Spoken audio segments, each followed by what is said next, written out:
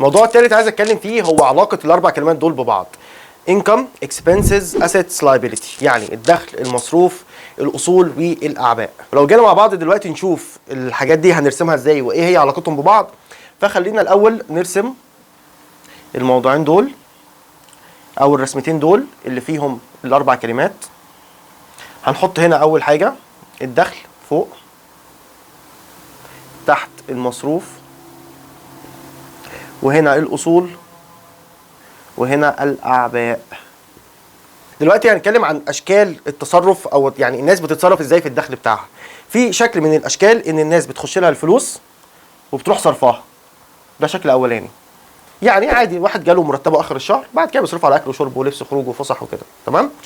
في شكل تاني من الأشكال إن الناس بتاخد، خلينا نرسمها باللون الأحمر، الناس بتاخد جزء من فلوسها وبتاخدها تشغلها تاني في البيزنس بتاعها. والنموذج ده بينطبق اكتر على الناس اللي عندها سمول بيزنس، الناس اللي فاتحه بيزنس صغير زي الدكتور في العياده بتاعته او زي المحامي زي ما قلت قبل كده.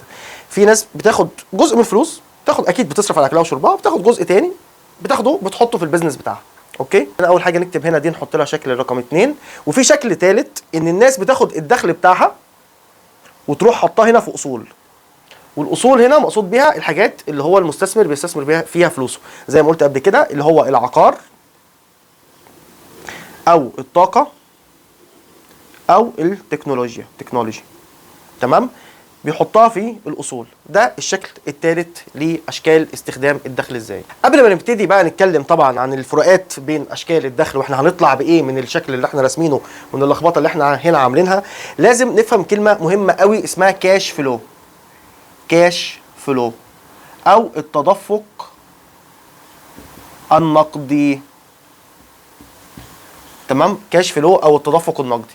الكلمه دي مهمه جدا جدا جدا ان احنا نفهمها. يعني ايه كاش فلو؟ يعني ايه تدفق نقدي؟ كاش فلو دي الحاجه اللي بتجيب لك فلوس كل شويه، تمام؟ الحاجه اللي هي بتجيب لك فلوس كل شويه، مش حاجه تجيب لك فلوس مره واحده، تمام؟ فبالتالي اي اصل عايز تعرف الحاجه دي هي اصول ولا لا، هي الحاجه اللي بتجيب لك فلوس كل شويه. لو حاجه بتجيب لك فلوس كل شويه اصبحت اصل، لو حاجه مش بتجيب لك فلوس كل شويه ما اصبحتش اصل، اصبحت حاجه بتجيب لك فلوس بس بتجيب لك فلوس مره واحده.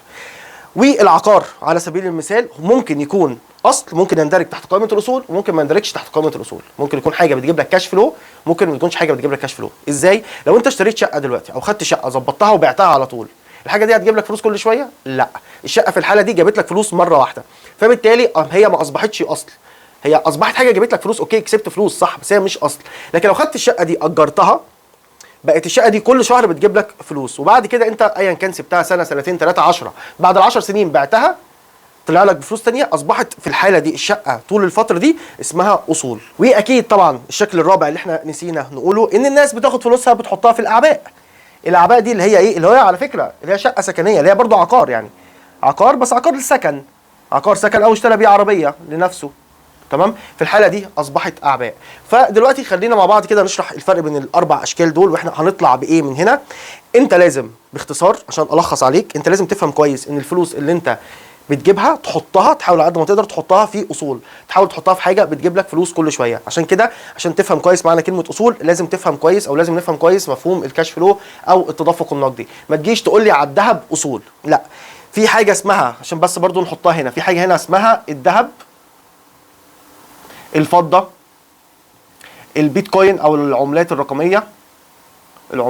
الرقميه، تمام؟ الحاجات دي انت بتحافظ فيها على فلوسك، انت الحاجات دي بتحافظ على قيمه الفلوس، بتحافظ ممكن الحاجات دي ممكن تحافظ لك على قيمه الفلوس، لكن الحاجات دي مش هتجيب لك فلوس كل شهر. ده اساسا سعره بيعلى وبينزل بشكل ضخم جدا، وكذلك البيتكوين وكذلك الفضه وكذلك كل الحاجات دي. الحاجات دي انت ممكن تحط فيها فلوسك او تحول فلوسك على شكل من الاشكال دي عشان تحافظ على الفاليو، تحافظ على القيمه بتاعه فلوسك، تمام؟ لكن الحاجه دي مش معناها ابدا ان الحاجات دي هي تندرج تحت قائمه الاصول. الذهب مش اصول، اوكي؟ الاصول حاجه بتجيب لك فلوس كل شهر وتعرف هي تبقى ملكك او انت تكون في جزء منها.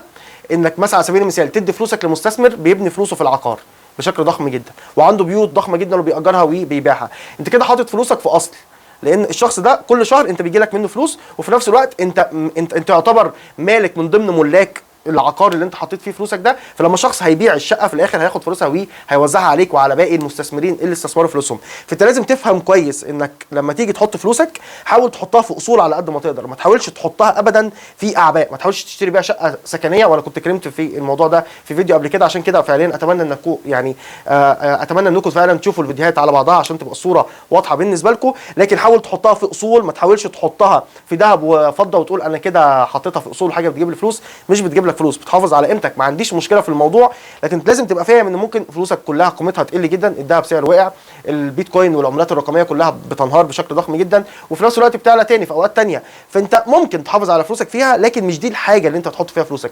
حاول دايما تشغل مخك انك تحط فلوسك في الاصول، وما تحطهاش اكيد في اعباء، ولا اكيد طبعا تصرفها في يعني على اكل وشرب وخروجات وفسح.